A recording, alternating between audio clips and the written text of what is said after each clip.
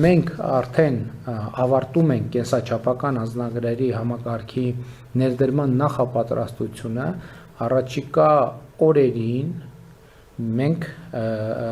կներկայացնենք ձեզ մեր նոր կենսաչափական անձնագրերի մասին տեղեկատվություն, ներառյալ թե ինչ դիզայն ենք պատկերացնում, ինչ ձևավորում ենք պատկերացնում, եւ սա շատ կարևոր նորություն է, եւ ես հաջորդ կարևոր նորությունն այն է, որ կենսաչափական անձնագրերի համակարգի ներդրման պահից կամ դրանից 1, 2, 3 ամիս անց կենսաչափական անձնագիր ունեցող քաղաքացիները Զվարթնոց օդանավականում կամ մեր սահմանային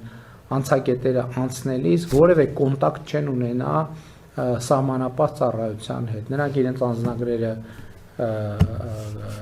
կսկանավորեն սարքերի վրա, կանաչ լույսը կվառվի եւ իրենք կանցնեն մի տեխնոլոգիա, որ կիրառվում է արդեն աշխարհի զարգացած երկրներում եւ ամենաուշը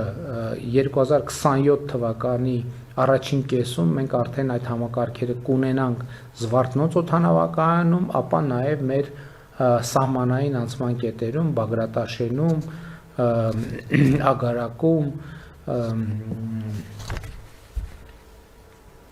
Բավրայում, Գոգավանում,